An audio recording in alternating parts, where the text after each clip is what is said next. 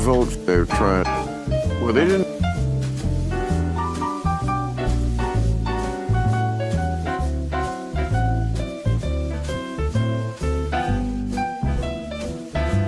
Congressman.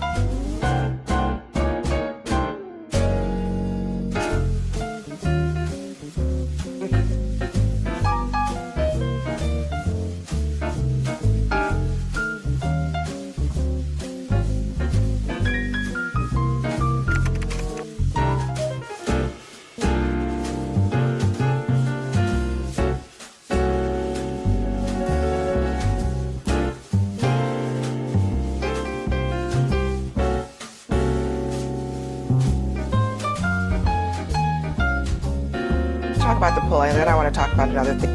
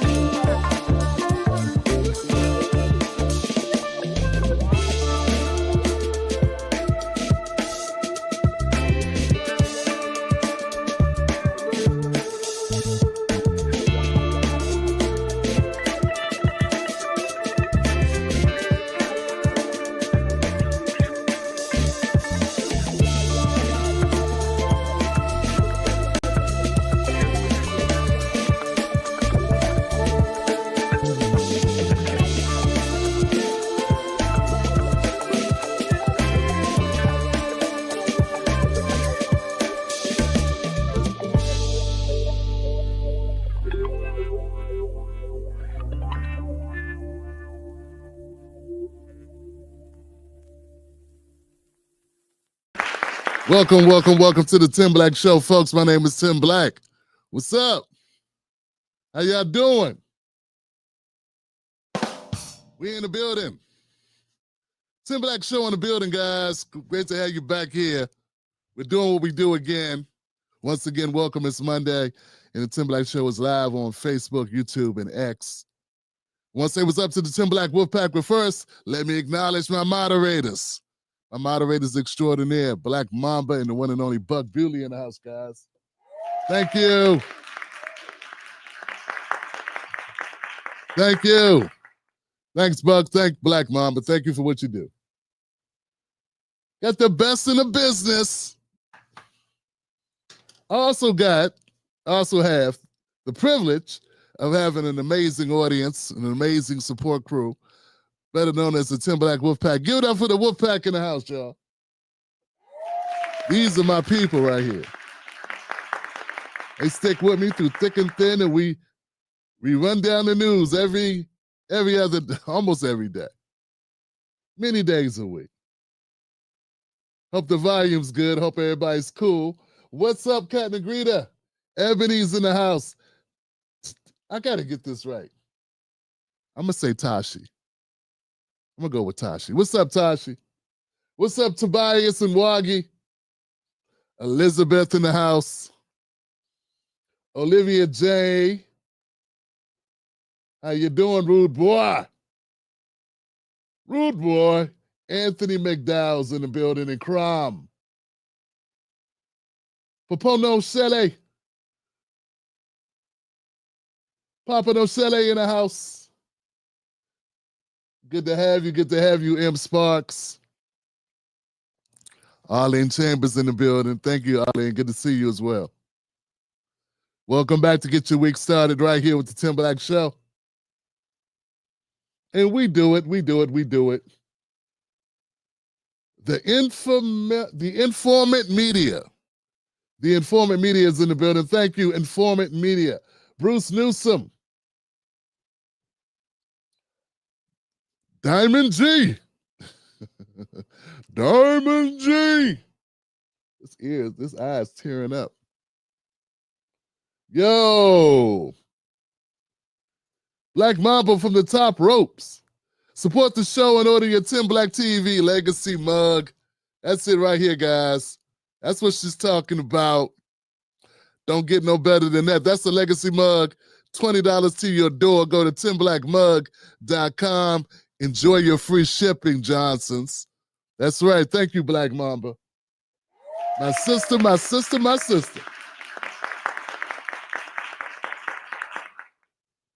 Yeah. D. Harris is up in the building. How you doing, D? What up? How are ya?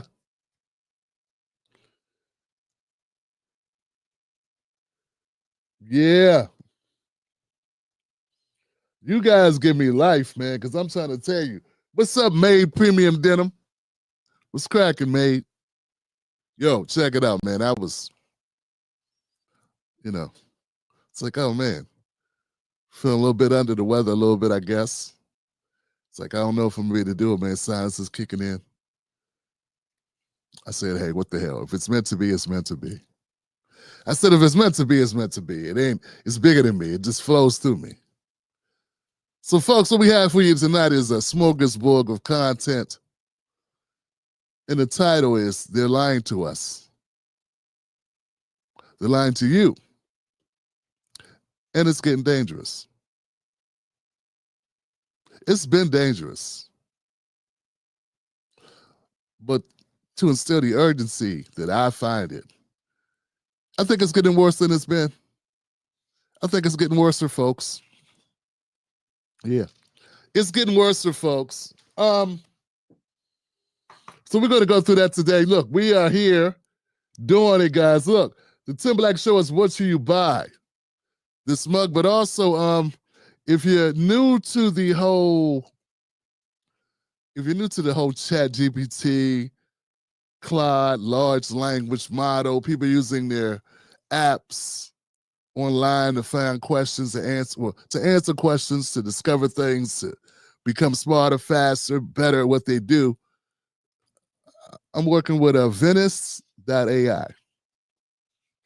And they've got an AI, and if you get their AI, they give you a discount if you use my code. It's Tim Black. It should be a pinned comment around here somewhere for it. It's also in the description of the video. So if you use it, use my code Tim Black and get 20% off. Don't say I never did anything for you. They're not a sponsor, it's just an affiliate. I got a couple things I'm affiliated with, like Liquid Death, for instance.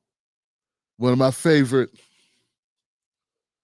You know what I like about Liquid Death? Let me jump to Liquid Death. So anyway, go get the AI thing if you're into AI and if you want to get on board with AI. And I think you should give it a try because it's pretty smart. It's got a lot of data. And yeah. In fact, I use a lot of AI in order to do my research to put together the shows. So I use AI every day in my business. So yeah, Mississippi.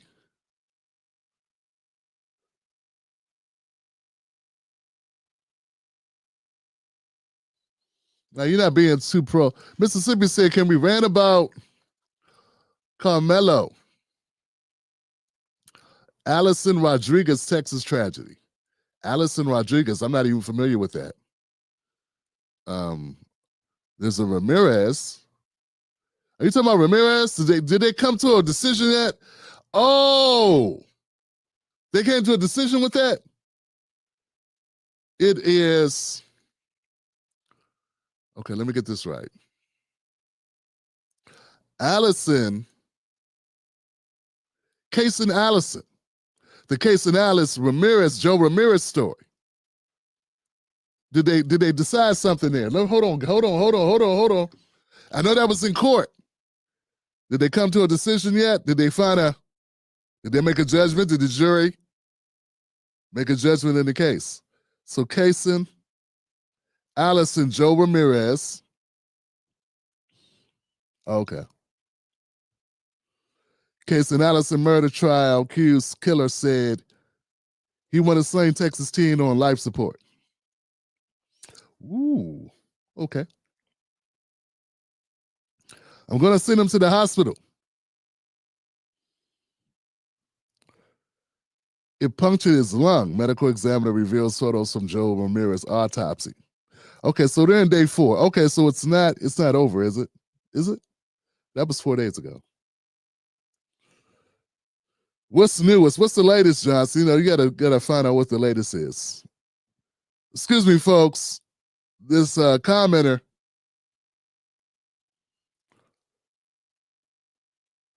just hit me with some news, and I want to make sure I'm on top of this. So let me just make sure we get the most up-to-date last 24 hours on this. Okay, so yeah. Okay, so I need to give an update on that. It hasn't. It's new information is coming out. So guys, if you've been following the Carmelo Anthony story, the Austin Metcalf incident that occurred at the track meet in Texas, then there's a parallel story that's also in Texas. Very rarely do we get a story that's very similar in the same state. So we're looking at a story where there's a white kid and a Mexican kid. And the Mexican kid was unalived by the white kid with a knife in a school bathroom. There was footage. They were filming it. And we're looking to see what the outcome of that story is going to be. So this is like, the timing couldn't be more on point as far as where we at right now, what's going on. So that's something we want to cover. We've already covered it, but I want to go back. So I did a video on it, and I was showing the parallels in the stories. And also, people, as you notice, folks, wasn't anybody talking about it really. Very much a local story. Very much a local story. In fact, so we all know how it is, man. The problem with Joe Ramirez is he's Mexican. And I don't mean that's his problem. What I mean is America's problem. It doesn't sell many clicks. Because see, America America, we don't have a fixation on race. People like saying in America, we got a fixation on race. No, we have a fixation on one racial dynamic in America, and that is black and white. And that's because we've had this legacy of discrimination, slavery. These things have been happening in this country for so long. That's why I say it's very problematic when you have Al Sharpton that takes the black collateral, the collateral of blackness, that takes the legacy of blackness and applies it to everyone. This has been a major problem. One of my major problems with the Democratic Party is they continue to keep on doing this. They use black pain and suffering to sell everything. There would be no Democratic Party if it wasn't for black pain and suffering. Because that's all they use. And it's unfortunate so many black Americans don't get it, but it's part of my job to educate you. Case in point, the Carmelo Anthony story, you know all about that because it's black and white. No other group would sell as many tickets to the game as the black and white incident will. It's not because they love black people. It's not even because they love white people. They love the adversarial relationship. They love the history, and they love the fact that this is something they've been trading on for money for 400 years. And it's a gift that keeps on giving. So Joe Ramirez, and I don't know if he's Mexican, he could be just Latino, I'm not sure. I'm saying Mexican because I think Ramirez is a Mexican name, but I could be wrong. No shade at all if I'm wrong about that. Please correct me. But Casey Allison is absolutely a white American, unalived Ramirez in a bathroom, and you don't even hear about it. But you hear about, and he stabbed Ramirez 4 times, not one time. He stabbed him 4 times. Arm, back, neck, shoulder. Hit him 4 times. Like, Carmelo Anthony stabbed Austin Metcalf 1 time in rain. So, but we're going to continue to follow that case. Thank you for bringing it up, fam. No, it's not too pro-black to bring up, fam. It's not pro-black. This is pro-truth. That's all that's it. This is a pro-truth channel. And black people, we got some truths, and we talk about them on this channel. But I feel you, though, and I just want you to know, nah, man, my friend, nothing is wrong. You did nothing. Yeah, thank you. I want to thank you for reminding me that's, because I got a billion things I'm doing all the time, bro. I'm working on newsletters. Look, fam, I'm working on newsletters. I got a newsletter, guys. If you want to get the newsletter, which is basically, it's basically a rundown of the most popular videos of the week. And I want to do this every week. If you want to get on that list, all you got to do, what you got to do? Email me at tim@timblacktv.com. I'll put you on the newsletter list. That's the only way I could think to do it. There's other ways to do it. I'm going to come up with them. I got to automate the process. But until then, I'll add you to the newsletter list. Nidra, I got you, fam. Nidra, I got you. I sent you. She updated me. I sent you, Nidra, you're on the list. You should have got a copy of the newsletter. So anyway, guys, look, tonight we're talking about They're Still Lying to You, and it's getting dangerous. What a great way to start the show, because we got to keep it 100, and people need to understand what's going on with our media and what's happening. So the racial dynamics, and just to put a button on it, this is why I'm so upset about what Al Sharpton does, what Jesse Jackson used to do, what so many of the Democrats do every damn day, which is use blackness. Oh, here's the larger point. Here's the larger point, guys. A lot of the issues that the Republicans have, I'm not saying it's not a racial, I'm not going to say that there are some issues that Republicans have with Black America. There are. And there is. And they're catering to their base. I'm not going to say that. But part of the problem, fam, is a lot of the things, a lot of the issues that were concerning Black Americans, Democrats use that to try to help other groups, to help other constituents. So, like a lot of the language that's been changed, for instance, you heard about them saying that Trump wanted to roll back slavery. He wanted to bring back segregation. A lot of TikTokers put out a whole bunch of content surrounding this idea. Probably a lot of YouTubers too. But I saw a high level of TikTok people putting this out there. And this is about a federal contracts deal where, look, if you get discriminated against in the United States and you can prove it, you're looking at a big payday. It's part of our Constitution. You can't discriminate. Racial discrimination is outlawed. There is not a president that can change that ever. So they say dumb things, but people don't look up things, and then they put out content because there's money in it for them. Or they say dumb things because they've been gaslit by Democrats who can do nothing but gaslight you. In fact, right now, at this point in time, I would listen to nothing Democrats have to say without double checking 2, 3, 4 times. Because all they got left are lies, gaslighting, and fear. Truth is running dead last in the list of priorities for the Democratic Party. They're out of power, they're out of favor, and their policies suck. So they got nothing else except trying to scare you to keep you in the Democratic Party. There's really nothing else they can do. And part of scaring you is lying. So no, Donald Trump is not trying to bring back segregation. He can't. He can't bring back segregation.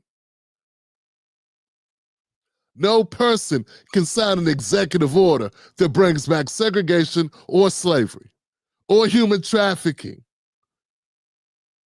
You have to rip up the Constitution to do it. It would probably cause a legit war or a coup. Real talk. That's not going to happen. But what did happen is the federal contracting. In federal contracting, there's a number of hoops you have to jump through when it comes to paperwork. And one of them is to continue to report on your discrimination, anti-discrimination, contractual obligations when you apply for a federal a contract with the federal government. They removed that portion of it because what happens is, and this is how I understand it, it was just a cumbersome reporting aspect of trying to get a government contract. Had to continually report these things. Another thing I noticed was there were other groups using what was originally for Black Americans. We were a group of people that were being discriminated against getting jobs. So all of that civil rights, that was us. But what has happened since the 1964 Civil Rights Act, and what's most recently, the last 10 years or so, Democrats have been using the language of civil rights to apply it to LGBTQ and then to undocumented people. So they're using hard-fought battles that were hard-fought and Black Americans died for, struggled to get implemented in our government. And they start applying it to people that got here last week, to people that want to have different pronouns, who want to be referred to in a different identity than what they were born. They started, so, and what happened was, I believe what happened was, at some point the Republican Party went, enough! Enough! That wake you up, or they woke me up. It's like, you know what I'm saying? You know, okay, your cousin, I understand your cousin's I understand what we did to your cousin was wrong. What we do to these people? You know what I'm saying? Okay, I get it. We mistreated the blacks. Okay, I get that. We know we did that. It's historical. We did that. We also did the Native Americans bad too. We understand that. Who are these other people you brought with you? What do we do to bisexual people? What do we do? I'm sorry, I don't understand. You know, bisexual, LGBTQ are white people too, right? You understand this, right? And what do we do? How do we even know that you're bisexual not to give you a job? Like, what are we doing now? How would I know? If you're really good at the trans thing, no one could tell. to that voice change until you start talking about that. But if you don't do that, I don't know. Folks, I never know who's Jewish. You got to tell me. In fact, you got to slide me a note so I know who's who. Because I don't got time to put black people. I'm sorry, I don't have time to put LGBTQ people in groups or Jewish people, any other people. I don't know who's Latino. I'm sorry, I never know the difference between Chinese, Japanese, Guatemalan, or I don't any of these things. Well, probably Guatemalan, I could tell. I don't have time. My eyesight's not that good. I can't tell. You know. So anyway. We got a problem in America, and so the legacy of black people in America has been bartered with, has been sold to the highest bidder by opportunists who see a pathway for themselves to enrich themselves, endear themselves, to get a check cut from any special interest group of any other group that wants, to make headway or to get whatever. And that's what's being done. So basically, Al Sharpton's been using black pain and suffering in order to line his pockets to build up his organization as they fight for everybody else except black Americans. And we're going to get into that a little bit tonight because They're Still Lying to You gets into the story of an MS-13 gang member, Abrego Garcia, in my home state of Maryland, right here. This is where I'm at. I'm in Maryland right now. We've had a big MS-13 problem in this area for a couple decades. Every couple of months, we find bodies cut up into pieces in the Maryland area, in the Maryland DMV area, DC, Maryland, or Virginia area. And it's been a very, very horrific, fearsome, horrible situation in this area. So we're going to talk about that tonight because I got a couple clips where this conversation, and I believe what the Democrats have done is that they've exposed their hand. It's plain to the eye what they've done here. And if you're paying attention, if you are looking for a reason to say, forget the Democrats, this is your reason. If up to this point you've been like, Tim, I don't know, man, I got to hold out hope upon hope against hope that the Democrats do a better job or whatever, or I just can't leave them if you're stuck on them. I think maybe after tonight you'll at least be able to rethink some things. Maybe you can rethink some things tonight. All right, so let's get into that, folks. Let's do it. Next on deck with Tim Black. They didn't vote for. They did vote for mass deportations. People without any. I mean, so you mean that Maryland case is what you're talking about, right? The guy who they the MS-13 member. Well, there's no evidence that They did not present evidence. I mean, I don't really want to get into the weeds on this one because I got to do it on my show Friday, but the Supreme Court, I guess we have to get into the weeds. There's even new evidence in the last couple of hours that you lead the conversation. You tell me how deep you want to go on it. None. Okay. I mean, but I hope that if it comes to light, let me button it up this way. I hope that if it does come to light, that there really is no evidence that this guy was a gang member, that he got swept up, which is very understandable, that when you do a sweep, when you're doing big things, yes, nothing is going to go perfect.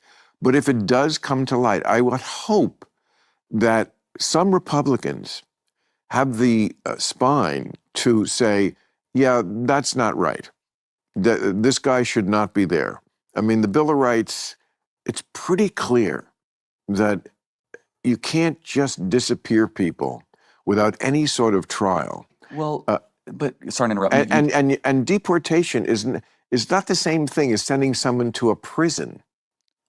But you are allowed to deport under the Alien Enemies Act. Correct. Someone who is part of a recognized terrorist organization, which MS-13 is pretty close to a terrorist organization. Yeah. Okay. I mean, you're bending all these And words. he's not an American citizen. We got to acknowledge Correct. that. No, right? absolutely not. So that's important. But he wasn't here illegally either. No, he was. Illegally. Yeah, the Maryland man. As long as we're not talking about two different cases. We're talking about Garcia. Yes, Yeah. he was an illegal immigrant to the country. I thought he was waiting for asylum. Well, you could be illegal waiting for asylum. I see. So so they could deport him. That's right. Yes. But we never did it, but to a prison. It's an edge case. I acknowledge it's on the edge. Okay, good. No, but the edge is, so there's three ways you can deport people. It could be the Alien Enemies Act of 1798. It can be Used only 3 times. That's fine, but hey, look, and you quote the First Amendment all the time. That's from 1787, right? So old things are important. No, I'm just saying, just because it's that's old. when you. The first thing I was thinking is Bill Maher is old. Old things can be important. Keep going. I'm sorry. It was there, Johnson. That's when used more than 3 times. Fair enough, but just because things are old doesn't mean, and I'm not saying No. you're using No, that talking I point, get- but some I- people are trying to invalidate it just because it's old. Well, It's also expedited release. they're trying to invalidate it because it doesn't really apply to this. That it's stretching. I mean, it. how is MS-13 not a terrorist organization? Yeah, I mean, Yeah, you can make or that. Tren de Aragua. I mean, Well, I they're mean, organized, they have funding. because terrorism really is a political movement. It means terrorizing the civilian population to achieve a political goal.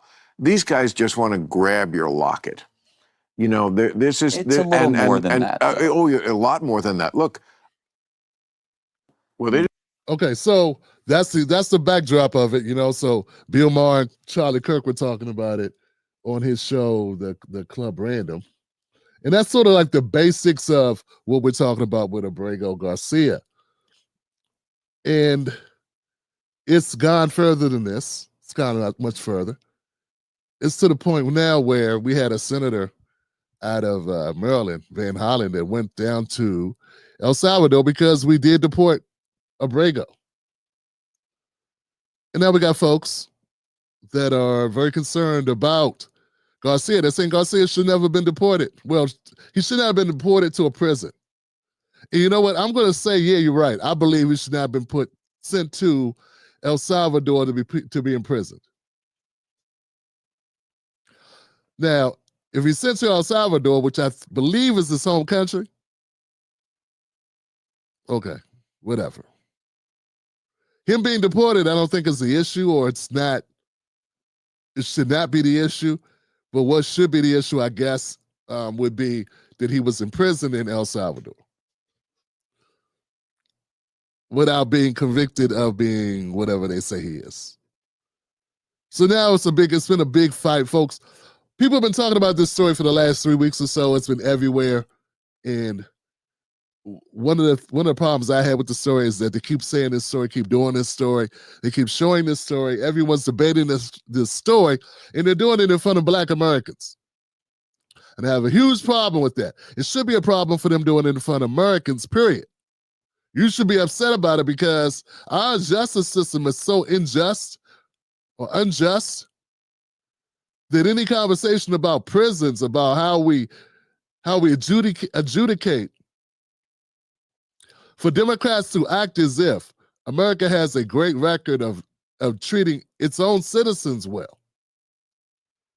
It seems like a slap in the face that we're spending so much time talking about a person who did not have a right to even be in this country. It seems crazy. And all they've been doing, the Democratic Party, all they've been doing is spinning it and spinning it and spinning it. And trying their best to get sympathy for someone who should not have been in the country, who was in the country, who has had domestic violence issues with him and his wife. Of course, his wife now has amnesia about those issues, even though there are police records on it.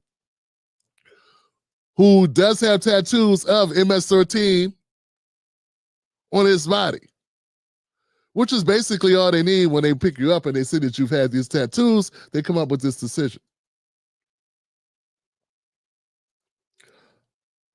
But on the polling, because I think this is important.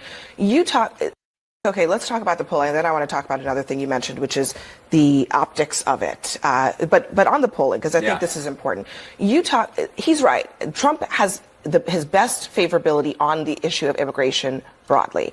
But can I ask you to explain something to me? Please. You have some polling that shows Americans would be okay with everybody being deported who's here illegally. There's also polling that asks more specifically, if you have been in the United States for 10 years, you paid taxes, you have no criminal record, but you are undocumented, do you support deporting those people?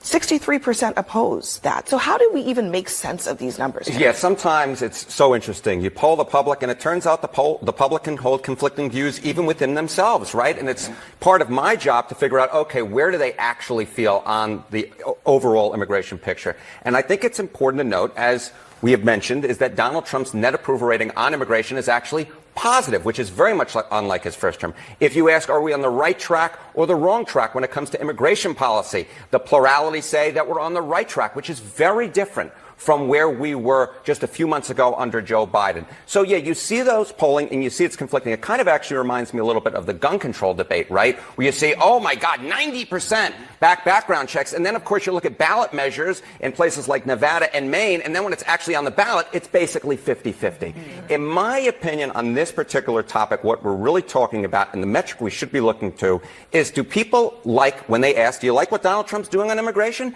And if the plurality says yes, which is what's going on, then that's the number that I think is most representative of the public at large. Okay, so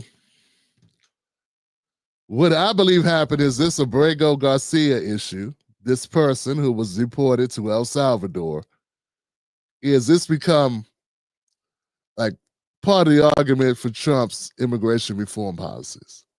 Because I think the Democrats, they want to fight against the policies of deportation, because under Biden, they were very fine. The Democrats as a party were very fine with Joe Biden letting in more undocumented immigrants than any other president in American history. And I did not have Abby Phillip. We did not have these people having any concern. I did not see segments arguing about what was happening, about the number of undocumented people that were allowed to come into the country because of the policies of the Joe Biden administration. There was no pushback. Bernie Sanders and Ocasio-Cortez, AOC, were not doing a tour about the number of immigrants who were coming here illegally, about the resources that were being stretched, about the American citizens who were losing services because the cities just could not afford it, the budgets, what was happening to the budgets due to the influx of people that were coming into the country. No one was talking about it.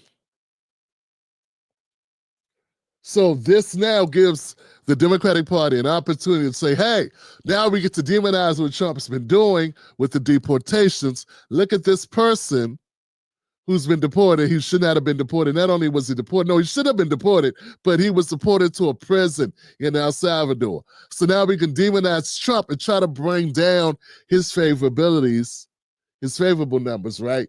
So he can take a hit so we can make him look bad, which might help us in the midterms. Because that's what it's all about. Trump's president, he's in his last term, and there's nothing really they can do to him except make it harder for Republicans to run in the midterms. Okay, so that's what this is all about. And meanwhile, all of us are getting swept up in it. So for all the talk, for all the arguing, at the end of the day, the Democrats very fine with the immigration being the way it was under Biden. If they weren't fine, where was Elizabeth Warren? Where were Bernie Sanders? Where was AOC? Where was Ayanna Pressley? Where was Ilhan Omar? None of them they were all fine. In fact, they were supporting it. They were supporting the influx. They called Mayor Eric Adams a traitor.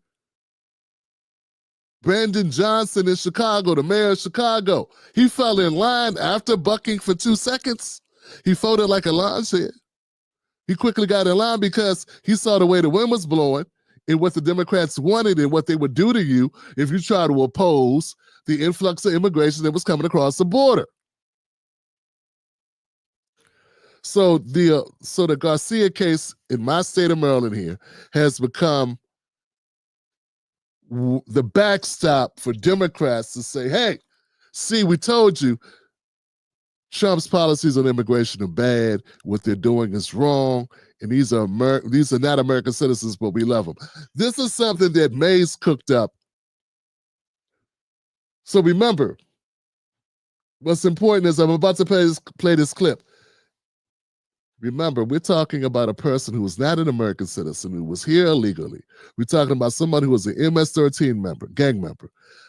I'm going to play a clip by Mays on X, where he pieces together how the Democrats and how corporate media collude to make this guy seem like a victim and an American citizen.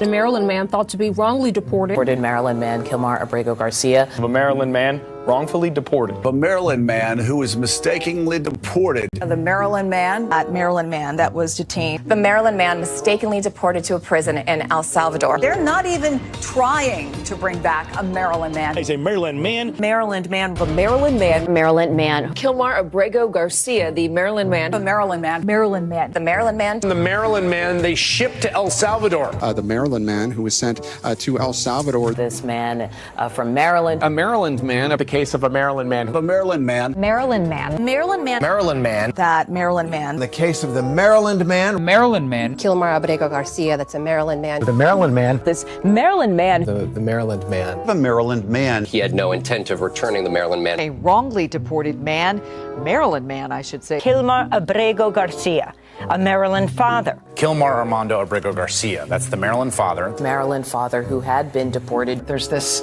young man from Maryland, father. A Maryland father who came here at age 16. Kilmar Abrego Garcia, Maryland father. Maryland father. Maryland father. Mistakenly deported father. The Maryland father mistakenly deported. The Maryland father who was wrongfully deported. Kilmar Abrego Garcia, the Maryland father from Maryland. Maryland father. This Maryland father who was wrongly deported. Kilmar Abrego Garcia, the Maryland dad. The Maryland father mistakenly deported. The Maryland father. He is not a Maryland man. He is not a Maryland anything. He is an illegal alien from El Salvador with a deportation order from the United States.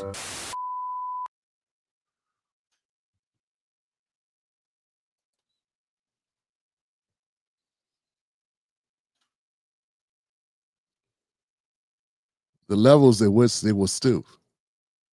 And this is why I say things are getting worse. How many news agencies did you just see here all try to spin the same narrative that we're just talking about a Maryland father? It's almost like they're talking about Tim Black. I'm a Maryland father. What? They grabbed up a Maryland father and deported him to where? If you just listen to that soundbite, you would be worried. You could be worried. Because they're just rounding up random people and deporting them to where? El Salvador. In that coverage, in their coverage, in their news coverage, they're not even attempting to try to give you the accurate depiction of what's happening. Yeah, they want to mislead you. It's intentional. You don't get it that wrong that many times. Do we? And this is what gets me, and I wanna keep this composed, guys, because we want to make sure that the message gets out. Look, when a black man does something and he's being hunted down by the cops, when they're looking for somebody, when someone's about to be, they're trying to find out who did whatever, they call him an assailant, a suspect. People very quickly in this country to label someone who does something illegally just suspected. It's suspected. They no longer call you a Maryland man, they call you a suspect. They're not even referring to Abrego Garcia as a suspect. They're not referring to him as undocumented, not referring to him as someone who was illegally in the country. They're referring him to a Maryland father, which puts into the minds of folks, once again, playing on the psyche of us all, that this could happen to you. Aren't you a Maryland father? Aren't you a father? It could happen to you. What state you live in? Well, you don't know, man. Maryland, just like they did in Maryland, man. They come to get people, see what Trump's doing. He's sending people to El Salvador. They leave out that he's an MS-13 gang member. They leave out that he was illegally in their country. They leave out that he's from El Salvador. Kind of a big deal. Kind of important to put that in there.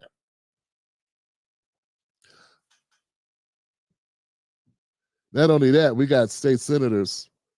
We got senators going down, and we got other congressmen here. Here goes Van Hollen talking about going to check on Abrego Garcia in El Salvador. I think at some point, the president of El Salvador realized it was looking really bad to have this.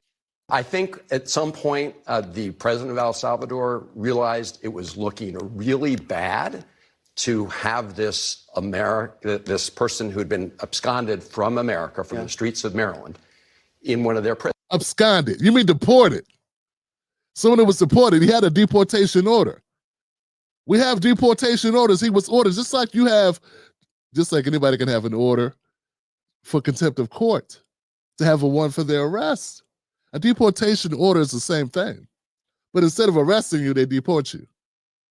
You had at any point in time, if you have a warrant, you could be going to the grocery store, driving a car, a cop pull you over, run your license, and pick you up and take you to jail. This happens to Americans all the time.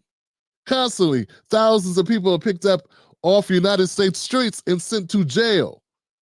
Because they're United States citizens, they don't get sent to another country, they get sent to jail. Abrego Garcia is not an American citizen. He doesn't have a warrant for his arrest. He has a deportation order. They went through the courts so that he could be deported. He was avoiding deportation. At any time, he could have been like, yo, I'm just going to go ahead and self-deport. He didn't. At any time, you think he didn't know he wasn't supposed to be here? You don't think he didn't know that he was supposed to lead the country? He knew.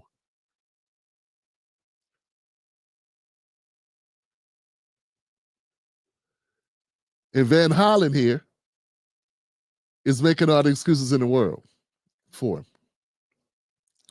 And it's not just Van Hollen. Democrats are trying to use this, all the Democrats, trying their best to try to get a feather in their caps over this issue, relying on a lie, relying on gaslighting Americans into believing this could happen to any of us under Trump. Trump is so dangerous. He has people getting snatched off the streets. Yeah, warrants. Same way you get snatched off the same way any American gets snatched off the streets if they have a warrant. Same thing. No one cries you a river. It's not front page news. It's not even newsworthy. It happens so often that people get locked up in America. We incarcerate more people than any other westernized country in the world. You understand what I'm saying? And for something that we typically do to all of us, when it's done to the MS-13 gang member, suddenly it's not only a problem, it's enough to call in all the Democrats to go to El Salvador. I don't even know what state this guy's from. Congressman, are you in El Salvador? You were there for an El Salvadorian man who was a resident illegally of Maryland. You're a congressman from Florida. Why are you in El Salvador? Well, we're here because a man who had protected status in Maryland, a Maryland man, union member, worker with a citizen wife and beautiful children, was taken out of his state and out of the United States back over here without due process. Yeah, that was great. That's the information I didn't know. So let me get this right. He's an MS-13 gang member. He has a union job. Damn, we can't even get union jobs. See what I've been saying, black folks? See why I've been trying to advocate for us? See part of the problem? I didn't even know he was in the union. So they'll put Abrego Garcia, the illegal, undocumented person. He'll be able to get union wages before black Americans. Here it is. See what I've been saying? And when I bring it up, I gotta combat. I gotta go up against people like Jasmine Crockett saying, "Oh, these people coming over here, they just want to pick fruit. They just want to work in the fields like, pick cotton." I got to deal with those lies. And I got to deal with black people that listen to Jasmine Crockett who believe her, don't do any fact checking, they just believe her. But Abrego Garcia's not picking fruit. He's not doing cotton picking. He's not a field hand. He's working a union job as an illegal, as an undocumented person with a warrant for deportation and an MS-13 gang member, ties to MS-13. And he gets to get a union job. Now I'm glad this guy's talking because I had no idea. This is not something people are readily talking about. And beautiful children was taken out of his state and out of the United States. See, taken out of his state. It's not his state if he's not a citizen of the United States. It's not his state. You try going to another country and saying, this is my state, when you're not even there legally. It wouldn't be your state. See what I'm saying? This is all happening. Citizen wife and beautiful children was taken out of his state and out of the United States back over here without due process. And for us, we're here for a couple of reasons. Number one is because every person in our country deserves due process. Every person in our country deserves due process. Now, what deserved is if you try to come to the United States without going through the proper checks and balances, you do not get to come to this country. You get stopped at the border. If you're found coming to this country illegally, you get turned around and sent. Biden changed that. Under Trump, there's been a drastic change in the number of people crossing the border illegally. And we want to make sure that we draw the line here at Kilmar Garcia.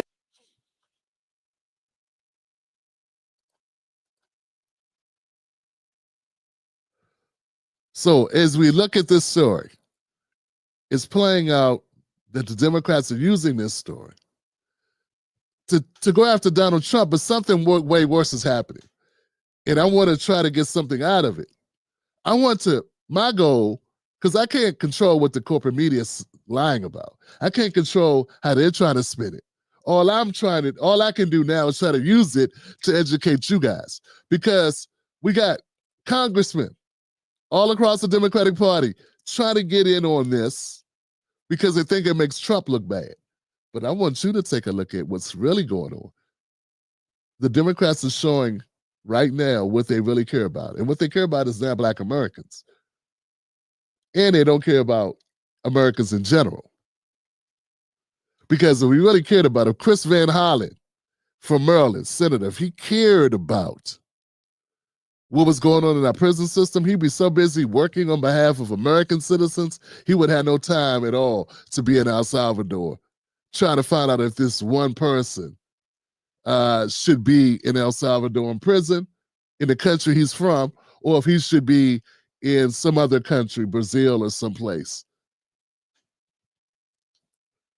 Just looking at the exoneration of Black Americans, just on his face, we got a number of things that are wrong in our prison system that we don't hear AOC, we don't hear Jasmine Crockett, we don't hear Bernie Sanders, we don't hear any of these people talking about it. And these supposed to be the ones that are fighting for working people. They're the squad people. These are the people that say, we stand up for working class. They're doing a tour right now against the millionaires and the billionaires. And they're the ones that are supposed to be so into justice. But are they fighting on our behalf? They're not. But they will fight on the behalf of Abrego Garcia. The U.S. prison system has all these issues. One of them is wrongful convictions.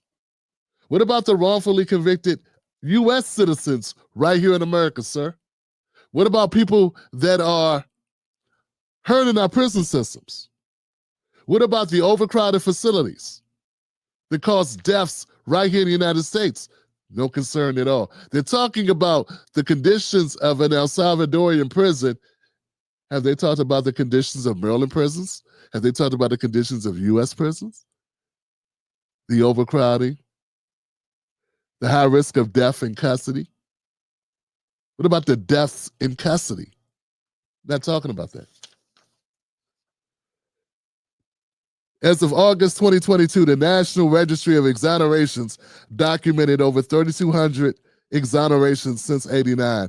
Black individuals accounted for 53% of exonerations. Remember, these are just the ones that were exonerated. Not all cases can get the opportunity to go back and be looked at using DNA. right? But these are cases that were able to be exonerated.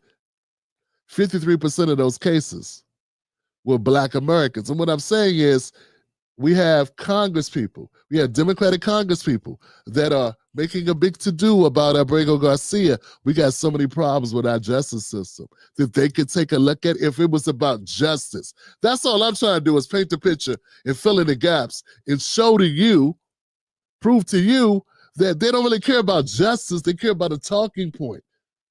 It's the same old garbage where all they care about is trying to stop Trump. Not trying to make things better, really. They want to win a pissing match against Trump.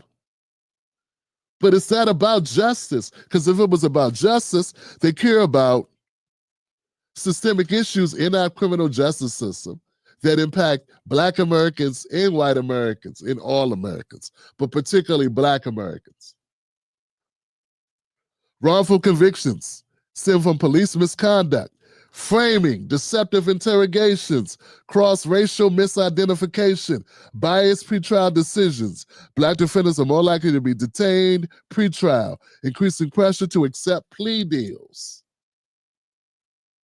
We know all these things. I have 5 pages of data, of facts that I don't want to bore you with. It's not hidden under a rock. Any congressperson who wants to spend any amount of time on this issue, all I do is care enough to look up the information. I do not have a staff. Jasmine Crockett has a staff. AOC has a staff. Bernie Sanders has a staff. Hell, Bernie Sanders has an organization, Johnson. There's a freaking org that could make this something if he cared about this. If any of the Democrats really cared about this, they wouldn't just be talking about Abrego Garcia. They'd be talking about American prison system. They'd be talking about our justice system. They'd be talking about our pretrial conditions that disproportionately locks up Black Americans before they go to trial, which makes them say, hey, well, hell, man, I got to get out of here. I'll cop to anything. I just want to get out. And now for the rest of your life, you have that conviction on your record, what makes it harder for you to get jobs, to get gainfully employed. So go get that union job that Abrego Garcia just got as an undocumented MS-13 gang member with 2 prior spousal abuse complaints. He can go get a union job, but you, because you're Black and poor or white and poor, there's white here too. We got broader systemic issues for all Americans. Mass incarceration. The U.S. has 25% of the world's prison population, though we're only, 5% of the global population. That includes white folks, too. Collateral consequences. Incarceration disrupts families with children of inmates. They become psychological strain and economical hardships because they're away from their families. We're separating families every day because of our prison justice system. But see, the Democrats don't care about our prison justice system being inhumane. To us, they care about it being inhumane to the undocumented. When AOC went down and she looked at the kids and she was crying, remember the photo op?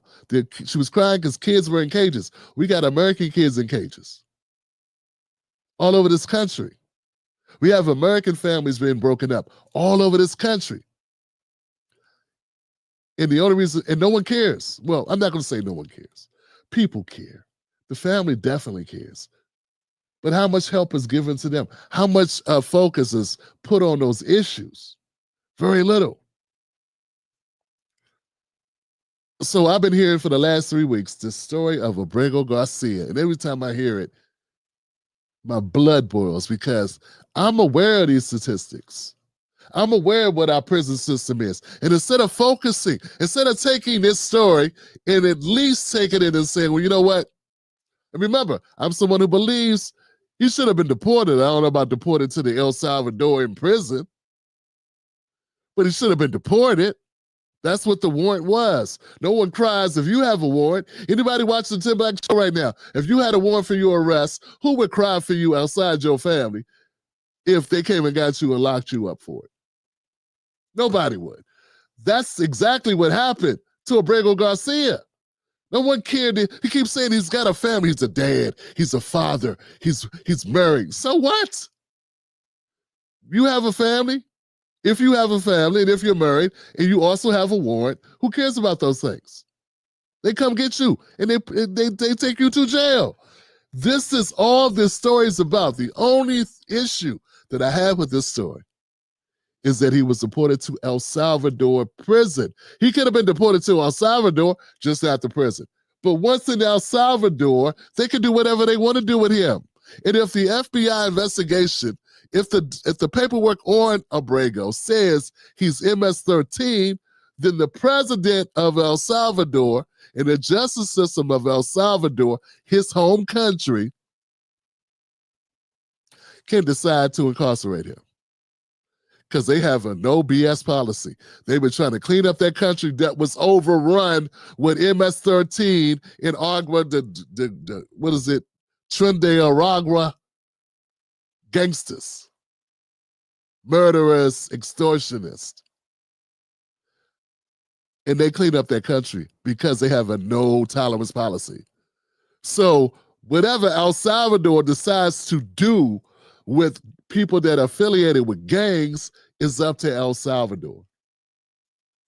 Us having anything to do with that, that's the only problem I have is that we had anything to do with it. Deport him and let the El Salvadoran officials decide what to do. I do believe that's what happened.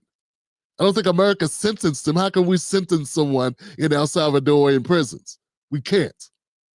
We turn them over to the authorities and they determine what should happen at that point. So it gets very murky what even the complaint is. He's not being incarcerated in America. He's being incarcerated in El Salvador. I think there was an order. I think there was an order by a court order that he not be sent to El Salvador because of retaliation from a gang, a rival gang. A rival gang was trying to kill him in El Salvador because he was a member of a rival gang. And somewhere along the asylum seeking process, he put in paperwork himself. We didn't send somebody to El Salvador to do a fact-checking mission on Abrego Garcia. In his paperwork, he said, I'm a part of a rival gang was trying to kill him. He need to come to America because he's afraid they're going to kill him. Because he's in a rival gang in El Salvador. Get it? He voluntarily said, hey, I'm a part of this gang. Then he came to America, and that gang is present in America.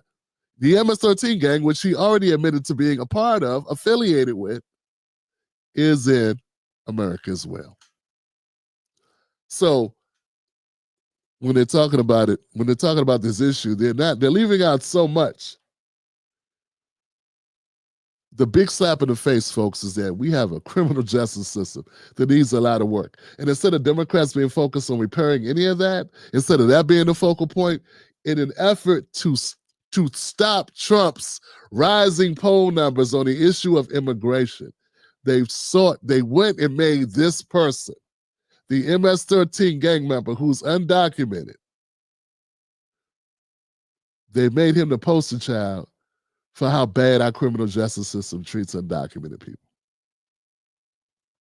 Folks, I got a story I just saw that ran across my desk of a lawsuit, of a case that's up to trial. It's going through the court system now. It's in court now of like 8 officers who beat to death an inmate in our prisons. And there's a murder trial going on right now for it. It's a young black man who was beat to death by like 8 prison guards, and they tried to cover it up. They wanted to plant a gun on him or a weapon on him. It's horrific. So we have stories and we have all types of ammunition where if the Democrats really cared, man, they could take it and start making changes or push for changes in our criminal justice system. But they're not. They'd rather focus on Orange Man bad. So yeah, things are bad and they're getting worse. And part of the reason why they're getting worse is because we have a lying media who would rather sit back and tell you that this MS-13 gang member that's undocumented is a victim. And not talk about the real victims of our criminal justice system that occur every day, that are American citizens. But we don't get the ink. We don't get the coverage. And we damn sure don't get 3 congressmen leaving the country to bargain for the release of a non-American citizen who is affiliated with a gang, who has 2 charges or who has 2 court orders for domestic abuse. I rest my case. All right, guys, let me know what you think about this story. It is what it is. And it's a perfect way to demonstrate to people exactly what's wrong. So when they say, hey, why didn't you show up in 2028, black man? Black woman, why didn't you show up? Where are all the whites? Why did you vote for the Republican? Why did you vote for J.D. Vance or whoever it is? Like, what's the argument not to? Why'd you vote for the couch? What's the argument not to? You elevate people that aren't even American citizens over American citizens.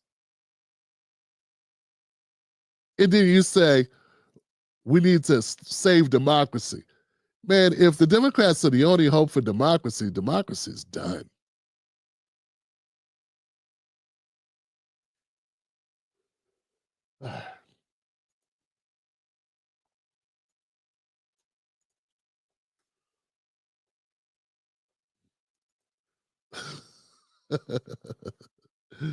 Spark says, deport Congress. Yeah. Stay, look, like someone tell Frost and Van Hollen, stay over there in El Salvador. Stay, don't come back. You good. Stay there. That's who you advocate for. That's who you're fighting for. That's who you work for, obviously. Stay over there.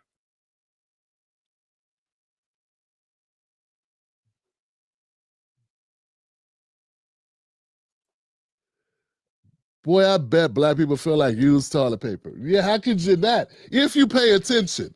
If they're paying attention, they do. But more than likely, and I say too often, we're listening to Joy-Ann Reid or Abby Phillip or some commentator because they have a brown face. Well, this thing to them are being hypnotized by words to tell you the Democrats are on your side, which puts them to sleep thinking, oh, well, it's just bad man Trump. Man, our justice system has been garbage for a very long time, way before Trump, and they're not even trying to repair it. They're ignoring those problems. They want you to focus on El Salvador's prisons. What about our prisons?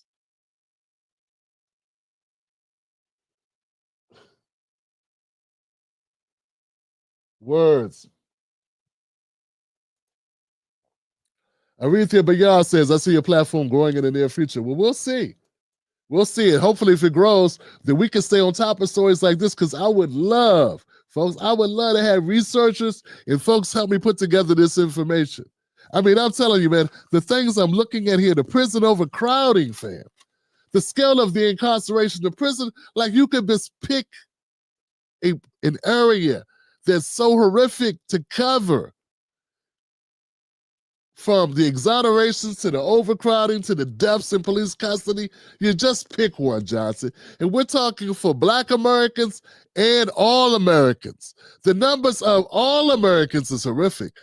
But when we start getting to the Black Americans, it's just mind-numbing. It's like, what the hell is going on, right? But we set records in all departments, folks. We set records in all departments. How can you be a country that incarcerates more people than any other country in the Western world, and you instead focus not on those problems in your own prison system? You start talking about El Salvador. You start talking about non-citizens. And that's where you want to fight. That's where you want to put the line in the sand about how they treat non-citizens. And they'll overlook our actual system here in America and how it treats us. We pay for the system. We pay for the system when we vote for the Congress people and the lawmakers that make the laws that oversee these systems. And they'd rather spend their time and media attention and focus you and all our viewership on a story about someone who's not even an American citizen, who is a member of a gang. Folks, it is egregious. Do you know how many people are losing their kids? You know how often kids are separated from their families in America because of the system that we have? And it's barely a blip on the radar. It is such a slap in the face. You know, it's so disrespectful to us all that this would be something that they would want to focus on. That they would do this. And I'm trying to figure out, what is the payoff? What are they looking to do? How can this benefit them? Except maybe, and then this is just me talking, this is what I come up with, fam. I believe what they're trying to do is garner respect and love from the new people that came to America. So remember, Biden let in 5, 10 million people. They say 10, 15, it's crazy numbers. I don't know exactly. Some say 10, some say 20 million. I try to go with the 10 number because I want to be as accurate as possible. They say over 10 million people came through undocumented through Biden's border. And what I can come up with, and this is just me taking a shot in the dark here, but I think the plan for the Democratic Party is to get those people able to vote and then have them love the Democrats and hate the Republicans. So this story is not about you and I. It damn sure ain't about Black Americans. It ain't about white Americans either. It's about new arrivals, new undocumented people who will probably check white on their census. But it's about them feeling like, oh, the Democrats, they look out for us. They protect us. I vote Democrat. And that's how they want to win their elections. We wasted all our time listening to people getting paid, like Reverend Al Sharpton, picking up a check like BLM, picking up their money, right? And having us chase our tail on other issues. Meanwhile, the real game was bringing in the undocumented people, making them feel like the Democrats is where the home is, where the love is, the Democratic Party, and them already having a 10, 20-year plan already in place. So when people say, Tim Black, are you a Trumper? No, I'm not a Trumper, but I'm looking out for my best interest. And I believe what's in the best interest of Black America is to say, whoa, whoa, whoa, whoa, whoa, whoa, whoa. These people do not get to vote. Because they're going to drown out our votes. They're going to drown out the votes of Black Americans. They're going to change elections all across the country with the numbers that they have.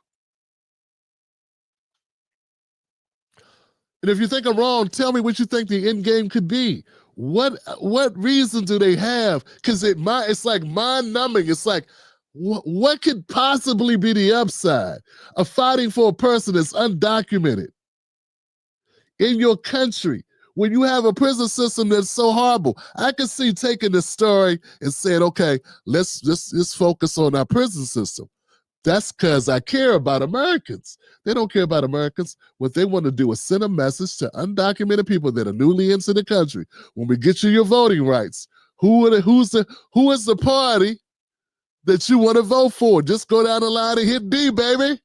Hit D, because that's the people that let you in the country. And those are the people that remember that guy Garcia? Remember him? Remember him? The Democrats are the ones that tried to keep him here. And Trump and the Republicans sent him back. And that's all they want to know. That's all they want. That's going to put a feather in their caps so they can try to win elections going forward. And I believe that's what this is all about. And once again, folks, I have no way to prove this. This is just a theory. because most Americans agree with deporting undocumented people. What other play could there be? I can't come up with anything else. Let's see what my people think. This is what I think.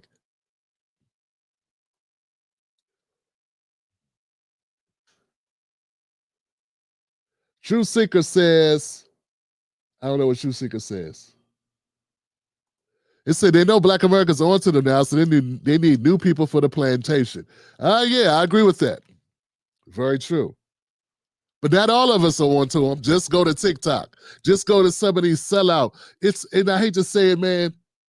I hate to say it. There's some young people there's some young folks that are unaware of what's happening. And I understand that. Hey, when I was a young person, I didn't even pay attention to this stuff. Not really. I was too busy trying to raise a young family and just make it. That's what me and Mrs. Black was trying to do. Just trying to make it. You know what I'm saying? So I understand people that don't have time for it. You know what I'm saying? Who just haven't been paying attention. And as you get older, you have more time. You start paying more attention. You got to pay taxes. You look at their school systems. You look at what's going on in the world around you. And then, I think the Obama presidency kind of woke Black people up and said, oh, we got to pay attention. We got a Black president. What's going on? We start paying more attention. Up until then, you weren't really expecting anything. You didn't even have there's never been a Black president. This ain't even about us. It's about what white people want to do with the country. But I agree that there is a play here. I look at the older Black folks, and it's so disgraceful when I see older Black folks putting out content after content, defending a system that doesn't care about Black Americans at all. I don't care about working people at all. If you don't have money, if you're not rich, America by and large sees you as chum. You know what I'm saying? You are not important to America. Okay, you are means to an end. You're a Social Security number. Your resources belong to the country. Basically, you're a resource to the country to be used and disposed like a tool. Okay, and if you have money, then you can use others like a tool. And I see that's pretty much how America operates. But the worst part are seeing older Black Americans, my age and older, advocating for a system that's not doing us any good, that's not benefiting us. Purposely, willfully just running around, perpetuating lies and spewing false narratives. And then seeing professors be a part of the game too. Folks, there is nothing good to be gained for us out of what's going on with the immigration. What Joe Biden did, he set records on letting people in the country illegally. And we have scholars and people that call themselves truth tellers, all these people whose names I'm not going to mention because you know them all, dance around those facts. And then call us, in new Black media, for instance, crazy. In all types of names for pointing out the obvious.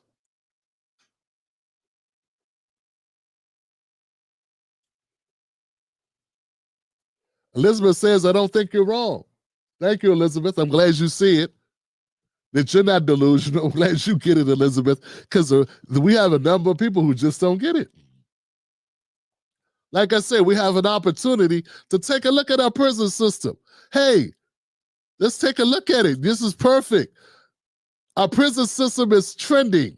How our due process is trending. And instead of looking at how it impacts Americans and saying, hell, we need to look at our system, they're looking at how it impacts non-Americans. And that's how little they respect Americans. And it doesn't take a rocket scientist to know Americans would be put off by this. You know what I'm saying? You know, get what I'm saying? Like, it doesn't take a rocket scientist. They have smart people that are able to crunch data and look at issues and see what the American people think about issues. You can't tell me that there isn't a study that's been done that shows, and I know because I've seen the polling, but how smart do you got to be to figure like most Americans are going to look at this like this is disrespectful? How could you be focused on this guy's plight? He ain't even supposed to be in the country. He wrote on his own paperwork he's an MS-13 gang member. He gets deported. Why is this news every day for 3 weeks? If not to message to all the other undocumented people, the Democratic Party is a friend to the undocumented person. If they didn't know that already, I mean, how could they not know that? Biden just let in 10 million people. Trump came in and cut off the switch without going through Congress.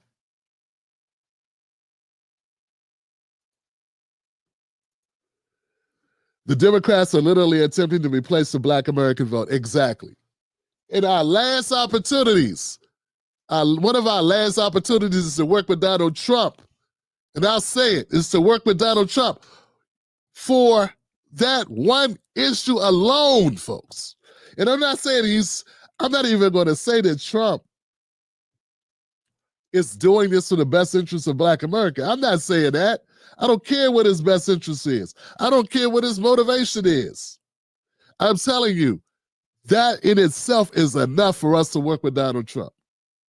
It's not like he got a choice. He is president. He's already won. You don't get to decide that at all. It's done. He's in office. You think I like Charlie Kirk's politics? I don't like Charlie Kirk's politics, but Charlie Kirk sitting down talking with Bill Maher about this issue and laying out the facts in a way that you won't hear people on CNN do it unless it's like Scott Jennings or Shemichael Singleton, but you won't hear Abby Phillip sit down and have that conversation. They'd have been, Bill Maher allowed Charlie Kirk to lay out the facts. They wouldn't have allowed that on a regular show. Oh man, Abby Phillip and Tiffany Cross, they'd have been cutting him off, and Jamel Hill would have been cutting off anybody trying to make those points about Abrego Garcia.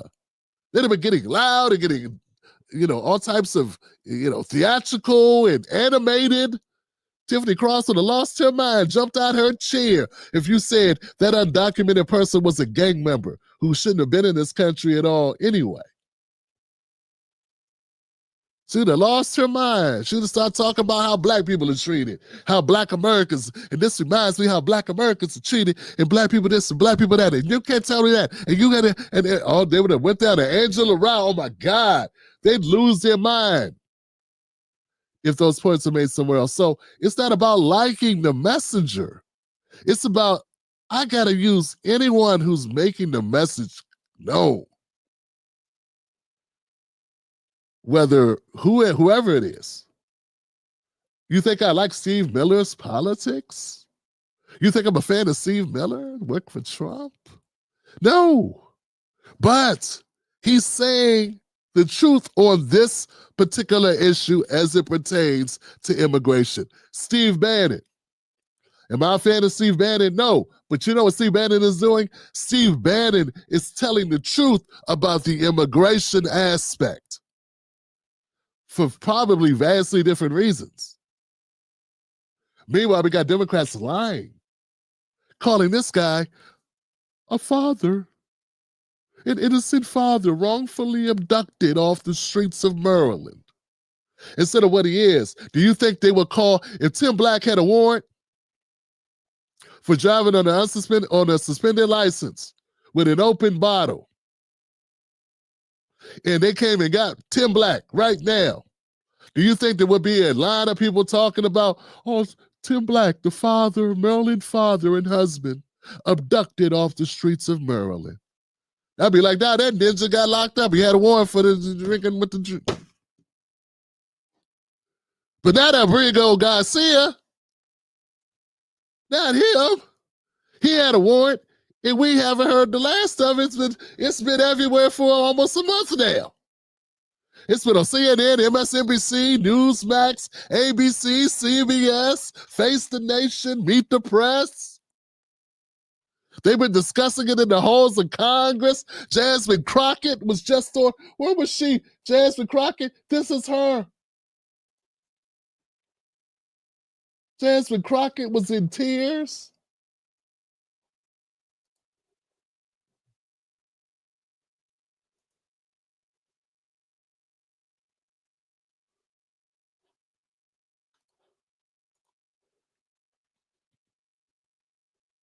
Some pressure, and that's why they let him meet with him. But ultimately, Nayib Bukele saying he's going to remain in the custody of El Salvador. We need to see more action, though, from people kind of emulating what we saw from Senator Van Hollen, right? Yeah, no, absolutely. So first of all, kudos to Senator Van Hollen. And honestly, that's what it looks like to be an elected representative. He represents Maryland. This is someone who is a Maryland resident, and he decided that he was going to go down there and check on him. And honestly, I don't know that I was convinced that he was alive. I really don't. And so I was happy to see that he was alive, number one. But number two, if Senator Van Hollen can get down there, if the president can get up here and get to the White House, then I don't understand why we can't get Abrego up out of there. I mean, we know that they admitted that they were wrong. Now they're trying to double back and say, well, he's this terrible person and all this kind of stuff. But here's the reality. As far as that he's this terrible person and all this kind of stuff. Now they're trying to say that he's this terrible person and all this kind of stuff. That's a congressperson. Folks, that's a congressperson talking right there. And there will be people that come out here that say that they are truth tellers who would defend her. Sounding like a third grader. Saying that he is a bad person and all this kind of stuff. No, he's twice his wife got 2 restraining orders for abuse on him. He's undocumented, and he's a MS-13 gang member affiliate, which is part of the reason why he was seeking asylum, because the MS-13 were fighting another group, another gang in El Salvador, and he ran here to get away from that gang. And that gang has been eradicated in El Salvador because Bukele, I know I'm pronouncing the president's name wrong. He cracked down. He got rid of the gangs. He locked them all up for 100 years. That's what he did. That's how he got rid of them. So, but Crockett says they're wrongfully saying Abrego's a bad guy and does all this bad stuff. That's your congressperson, if you're in Texas. we can't get Abrego up out of there. I mean, we know that they admitted that they were wrong. Now they're trying to double back and say, well, he's this terrible person and all this kind of stuff. But here's the reality.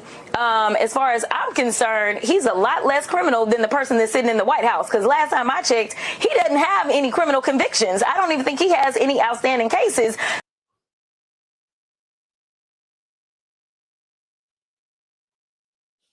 I just can't believe this, man. She just said that the MS-13 gang member is less of a criminal than Donald Trump because Donald Trump has convictions for putting a column for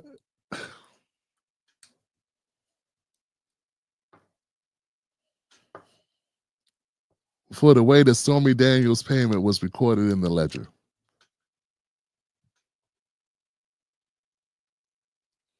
And y'all don't think that's a problem? We got black people that don't think it's a problem that this woman is able to talk in front of young black people and mislead them with this nonsense.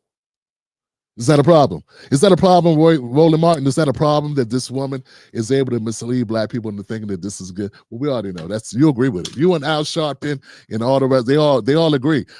None of these prominent channels, none of the prominent channels are black-led prominent channels for Dr. Rashad Ritchie, Roland Martin, none of them. Stephen A. Smith even, none of them will call out Jasmine Crockett for this Crockett shit that she's doing.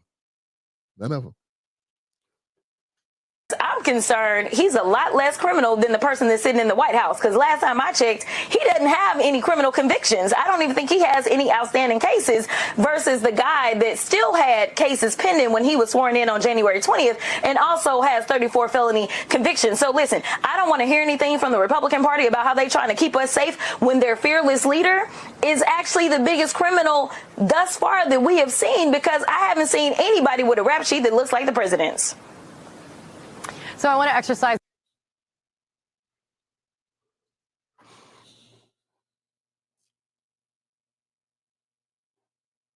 When they ask what happened to, when they ask why he didn't come out and vote for the Democratic Party, I hope they're prepared to hear the answer. Yeah, folks. So these people, they want to shame us into thinking that, Donald Trump is the worst thing that could happen to America. Not if he's trying to stem the tide. Not if he's willing to reverse the immigration the immigration infusion that Joe Biden put on the table. Not if he's trying to change that. Yeah, I got some problems with Trump, with the tariffs in a way, because come on, guys. I got problems. Maybe it's for another video, another time we can have that conversation. Because too much is being made about these goods that, China's goods and the goods in Canada and all. Too much has been made about that. We know it's about corporations who want to pad their books. They say, we can make an iPhone here, but we'd have to charge this much. No, or you could just make less profit. And then there goes the trade problem solved.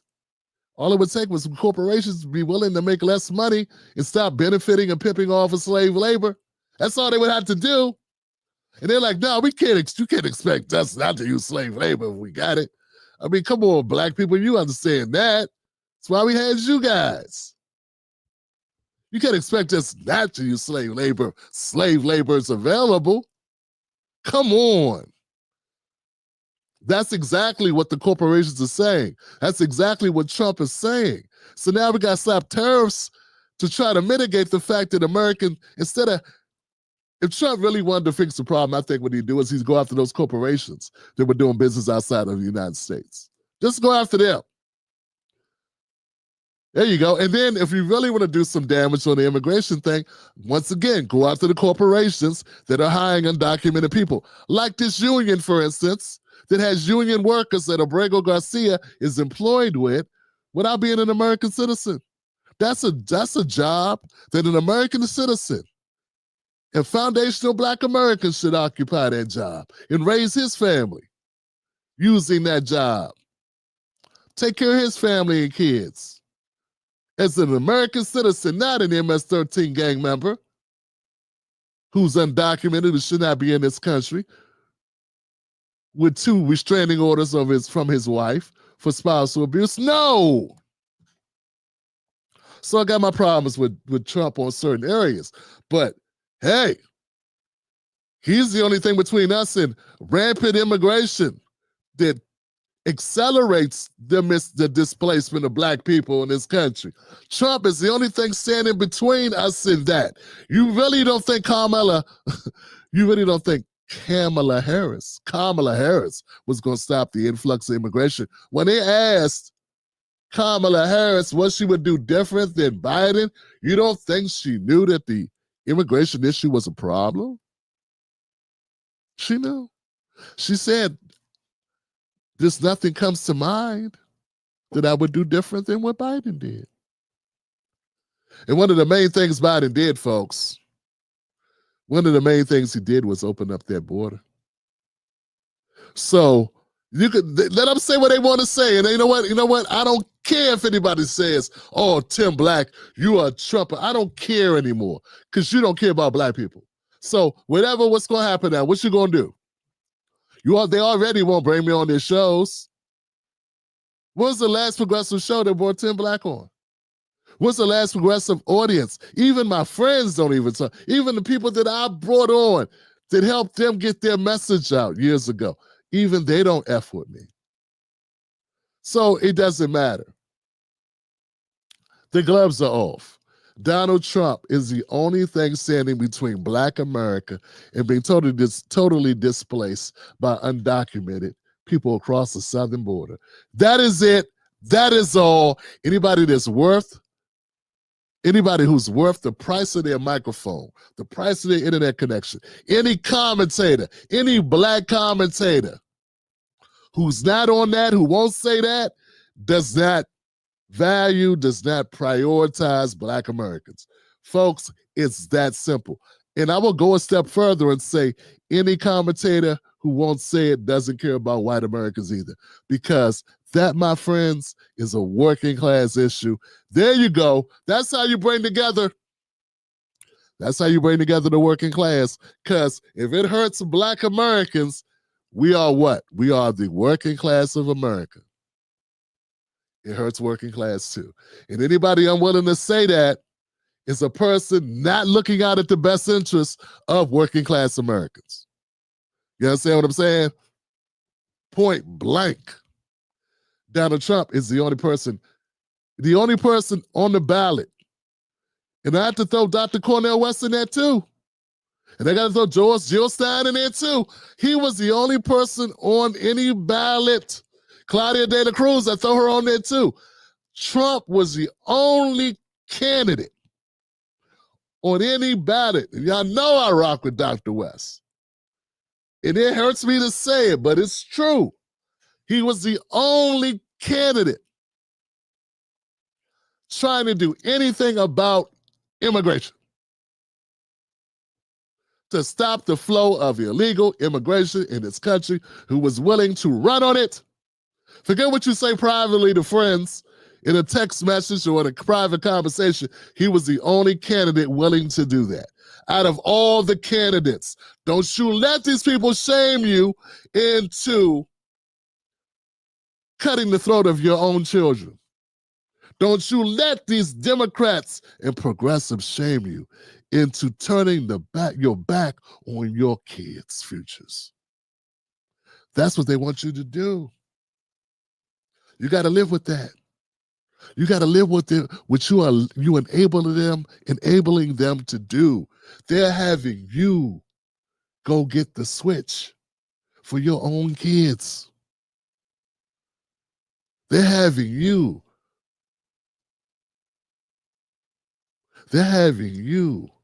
turn the lights out on the future of your children. If you don't want to hear it, if that's too hard for you, you're in the wrong place, because it's too late in the day. We don't have time to play games. We got to call a thing a thing. We got to keep it 100. We don't have time to play around with your feelings. If that is too hard, if you can't take the truth, then this ain't going to be the place for you, baby, because it's only going to get harder and harder on the way out. We got Democrats more focused on an undocumented illegal alien and how he's treated in El Salvador than how my cousin's treated, than how my next door neighbor's kids was treated, than how your family's treated right here in America by a system that over-incarcerates. It makes everybody take plea deals and go to jail. That separates black and white families and Asian families all across this country every damn day. We got Democrats more focused on an illegal undocumented immigrant, gang member, and his plight. And so I look at it the other way. I'm like, how dare they not call that what they see, not call out that issue? So we got to hold them accountable, man. But first, we gotta be willing to stand up, and I'm gonna stand up and say it. I'm gonna stand up and say it because it has to be said. Donald Trump is the only candidate that was willing to stand up for that. Right or wrong, I ain't talking about I'm not talking about what his motivations were. I'm not talking about if he did it because he's a saint. I'm not saying he did it because he wants to be kissed by an angel. I'm not saying he had an epiphany and I don't know, he could walk on water. No, I'm not saying any of those things. I'm telling you, we got to call a thing a thing. We got to be able to identify what's going on. We got to say the truth. That's all. And Donald Trump is the only candidate that ran in that election that was willing to say, enough with this immigration nonsense. Enough with this. In the words of Sean Connery, he was the only presidential candidate that said, enough of this shit. He's the only one. The rest of them wouldn't say it. And then on the Democrat side, you had a party that wanted to continue the immigration. They were all for it. And those people are rapidly taking the futures away from your kids and my kids. And I cannot sit by and let that happen and just be quiet about it. You can be quiet about it if you want to. That's fine. Because at the end of the day, all the things y'all fight for, y'all talk about won't matter if they replace us all with undocumented people. What else Democrats got to do? They're fighting for a guy who beat his wife and was a gang member over you. And you going and you on the side of him. And you got Congress people bringing up white collar issue with paperwork and saying that person is more a legal citizen and should be defended more than the president of the United States. And that's normal operation. You act as if that is normal, that this is regular stuff. And that she's a star of the party. Come on, man. Folks, the quarterback is toast, okay? Folks, Elvis has left the building. You understand what I'm saying? One flew over the cuckoo's nest, okay? And if we continue to allow this, then we all gonna be indicted.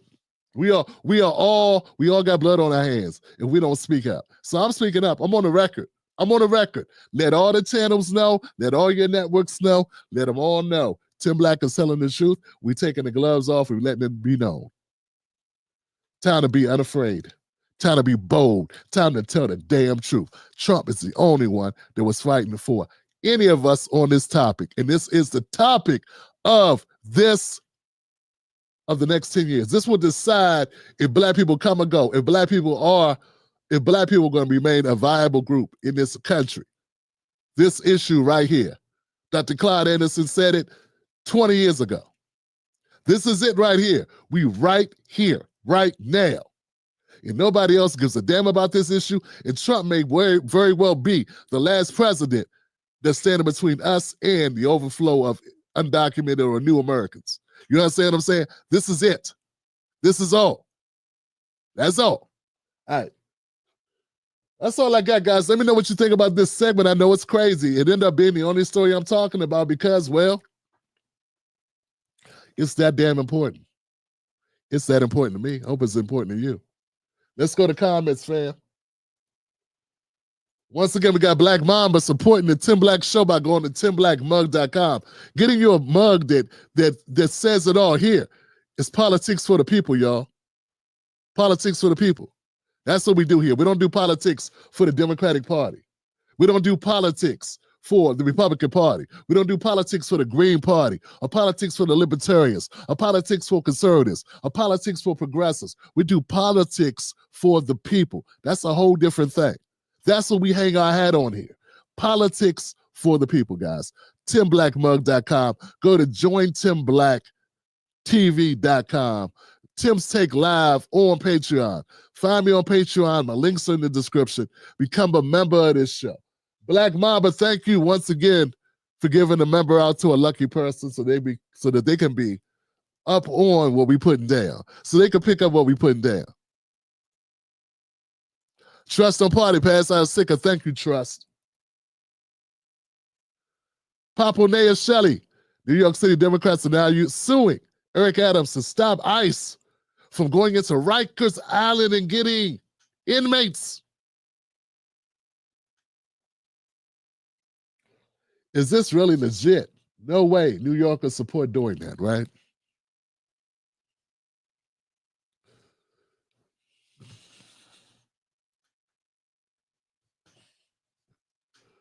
Folks, I got no words, Pop, I got no words, fam. They're suing Eric Adams for allowing ICE to go get people that have broke the law. And look, and executing the warrant. Look, folks, what Pops just said was so important. Check this out, guys. So basically, what they're doing is, if you're being held in New York, and there's a warrant for you to go to Jersey, you know how customary it is, how regular, just a regular day, for New Jersey to come pick you up so you can stay in trial in New Jersey if you're in New York or in Philly. It's called extradition, right? That happens all the time, right? So when they tell me New York doesn't want those who are in the system who have a court order to have that court order executed.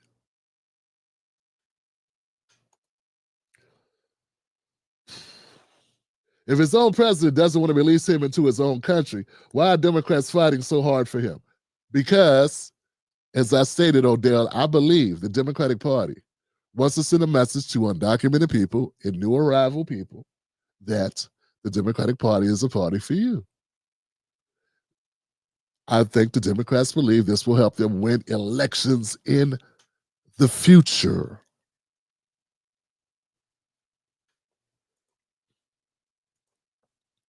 Yo, they've been stealing black jobs. Ask LA Blacks. Oh, I know it. I know it, fam. I've been covering it. And I cannot seem to get the support on these topics. But I'm willing to go anywhere and talk about it, folks. Let's talk about it. Democrats declare open war on FBAs in 2020. Go ahead, Snatch. Democrats admitted, especially Biden, that the purpose was to change voting demographics. Schumer, too. Yeah, I had to highlight this comment. It was so on point. Thank you, Kat Ferguson. Big Lou says, super sicker. Thank you, Big Lou. Spice Radio. Today's my birthday. Thanks, Tim, for a great show. Give it up for Spice Radio. 504. Happy birthday, Spice. Thank you, Spice Radio, for being here, man. Happy birthday to Spice Radio 504. Nothing but love for you. All day, fam. Wow. That all we got? I think that's all we got, fam. Thank y'all for being here tonight. Thank y'all for being here on a Monday. I appreciate y'all. We'll be back Wednesday with more content from the Tim Black Show. Nothing but love. Nothing but love for y'all. Remember, like I always say, don't let anybody take your cornbread. That's your cornbread. We got to keep our cornbread. We got to be willing to call a thing and to stand on business. And to be honest, I was kind of hesitant to go all the way there about Trump because I still have that. Like, I don't know if I'm going to be called a Trump supporter. But this is too important, folks. What the Democrats are doing here, yeah, it's not, you're going to have to stand. You have to stand for what you stand on. You got to stand on it because the Democrats are showing very clearly they don't give a damn about us. So somebody got to stand on it. I got to stand on it. That's somebody. I did this for me. I got to stand on business. And the business is there's only one president in the last 20 years. And look, Obama was doing his thizzle. He kind of bucked the Democratic system on this. If you remember, Obama was deporting the hell out of people. But the way the Democrats are going now, they are very clear. They are very clear about what they're trying to do. And you got to be able to call a thing a thing. We got to be willing to point it out. So let them call me what they want to call me. Donald Trump is the only presidential candidate in 2024 who was willing to stand up to the elites, trying to flood the zone with undocumented people, trying to displace working class Americans, trying to continue to erode job opportunities for Black Americans to make us all Instacart drivers. And somebody got to say something. And those notable channels with those notable professors and those journalists and commentators, they weren't going to say anything. They haven't been saying anything. They've been ignoring it. Where's Eddie Glide? Where's he at? Ellie Mister will be here going crazy, talking about white supremacy, but he won't talk about immigration and what's happening to Black America across this country. He won't do that. But he'll lose his damn mind, almost have a heart attack on TV, talking about white supremacy and how white people this way. What about immigration? They run from it. I tell you, they run like vampires, run from the sun.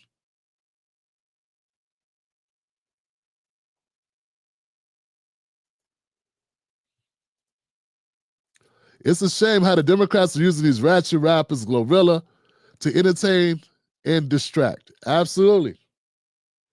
You know, I saw something bad. I'm gonna report on this, man. I thought Doechii. I saw her tiny desk video with NPR. Doechii the rapper. I saw hers. And I was so impressed with her. I was so impressed with the freshness of her performance. I was like, wow, this is amazing. I told my son's, happy birthday, son. I told my son, I was like, this is a rapper that looks like a totally different type of rapper. Coming from a female, woman's side, doing the thing, being a woman. I just thought she was a breath of fresh air, man. And then the next time I saw her, she was in her underwear. The next time I saw Doechii, she was in her underwear. And ever since that tiny desk performance, every time I saw her, she was compromising herself and compromising herself more and more and more. Folks, our entertainment industry is garbage. You can't tell me that that's what that baby wants to do. She was making independent music with her clothes on, being innovative and creative, and amazingly talented. And 6 months after being on the main stage, she already in underwear.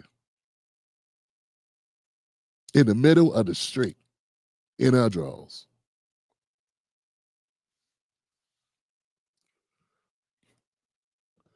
It's diabolical what they're doing, fam. It's diabolical. If y'all know what I'm talking about, give me a 1-up, fam. If you know what I'm talking about, Doechii and the exploitation of our Black sisters. If you know what I'm talking about, give me a 1. If you don't, give me a 0. But give me a 1 if you know what I'm talking about, man. What they're doing, man. It's soul crushing, man. It's so disgusting what they're doing to our people, man. All right, man. That's it, y'all. I love y'all. I'll be back soon. I'll be back soon.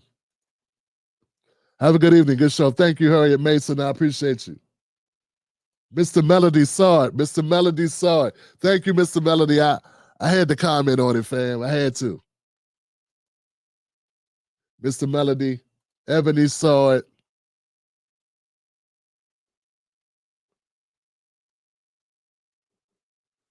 Damn. Like Mamba in the house.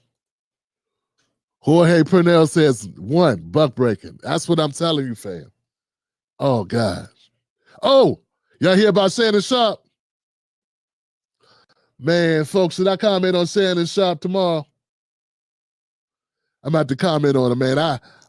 Buck Bewley sent me the Shannon Sharp story. And the Shannon Sharp story, and I was like, wow, man, I was going to talk about it, but I got to really think about it, fam.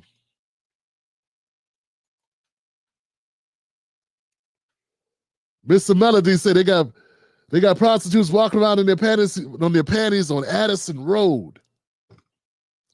Fam, I used to go to Addison Road every day. What? Family. See what I'm saying? And that's what made me, look, that's what I'm saying. Hey, Ebony, I saw it. I said, you know what? I got to let this swirl around in my head a bit because they had a consensual relationship. What's all this coming from? You know? But I'll cover it tomorrow. Look, Ebony, if you're a member, become a member of the Patreon, guys. I'm going to have a new video coming out. It's going to feature Shannon Sharp and the allegations against him. I want to talk about it. Let me do a private video about that. Release it to you guys. Then I'll put it out to the public. Yeah, we don't need to be first on that. We don't need to compete with the folks running out trying to be first on that story. All right, Buck, thank you, brother. Y'all be good now. I'll see y'all tomorrow. Remember, don't let nobody take your cornbread. And as always, where are my ladies? I have 3 daughters. Used to be 4. So where are my ladies, Johnson? Where are my ladies? Oh, there they go.